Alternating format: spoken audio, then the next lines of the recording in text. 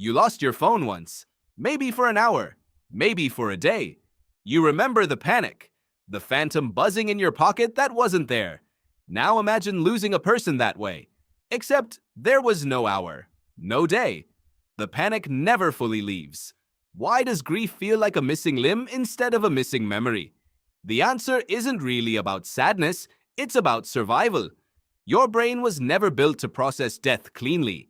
It was built to track the living. Every person you love gets a permanent slot in your mind, a kind of internal map pin that says, this person exists, this person is safe, this person will return. When someone dies, that pin doesn't disappear. Your brain keeps checking it. That's why you reach for the phone to text them. That's why you hear a laugh in a crowd and turn, certain it's them. This isn't weakness, it's wiring. And that wiring is older than language itself. Go back 70,000 years. Northern Iraq, a cave called Shanidar, cut into a limestone mountain. In the 1950s, an archaeologist named Ralph Selecki began excavating there and found something that shouldn't have existed if Neanderthals were the mindless brutes textbooks once described. He found a body, curled, deliberate, placed with care. Around it, clusters of pollen, flowers. For decades, scientists debated what that pollen meant. Some argued it was pure accident, dragged in by burrowing rodents. But newer analysis of the soil, the positioning of the pollen clusters, the way the body was arranged, has pushed many researchers back toward Solecki's original instinct. Someone grieved this individual. Someone marked the moment their world got smaller. Think about that for a second. Before writing, before agriculture, before a single wheel had turned, someone knelt beside a body and could not simply walk away. Why would evolution allow something so costly? Grief doesn't help you hunt. It doesn't help you find water. In the short term, it makes you slower, distracted, more vulnerable to every predator on the savannah.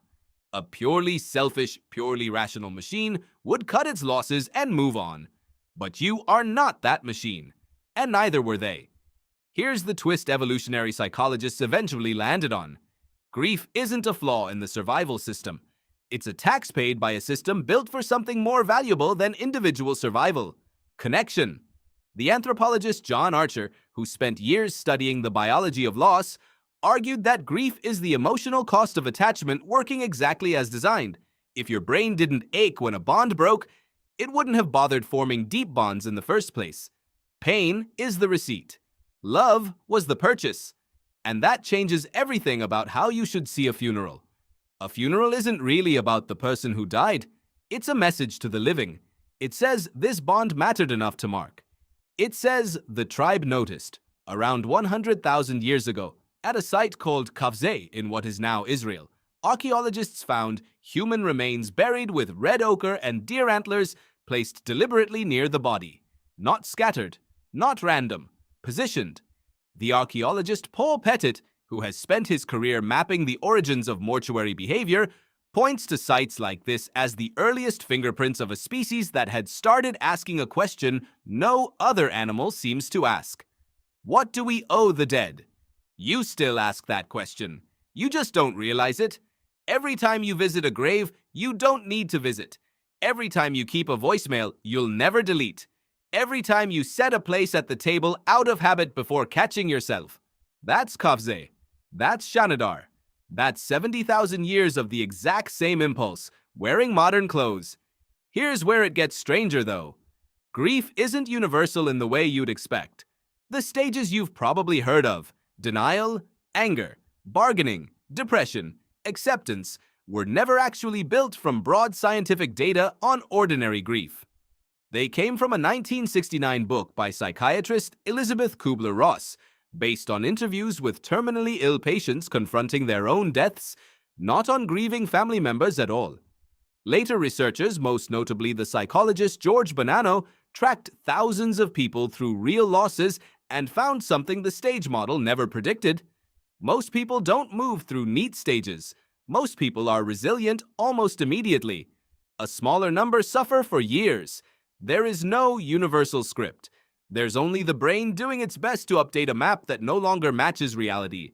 So why does the stage model still feel true to so many people? Maybe because grief needs a shape. Chaos is unbearable. A staircase, even an inaccurate one, gives you somewhere to put your feet. Now here's the modern mirror, the part that should make you a little uneasy. You live in the first era in human history where you can maintain the illusion that someone hasn't died. Old texts still sit in your phone, blue bubbles frozen in time. Social media profiles stay active, sometimes for years, birthdays still popping up in your calendar. Your ancient brain, the one that kept checking that internal map pin, now has digital tools that let it keep checking forever. Researchers studying what's now called continuing bonds theory, most notably Dennis Klass and Phyllis Silverman, found that maintaining a connection to someone who died, talking to them, keeping objects, revisiting memories, isn't unhealthy at all. It's often exactly how the brain integrates a loss without breaking. The Neanderthals at Shanidar weren't primitive for laying flowers on a body.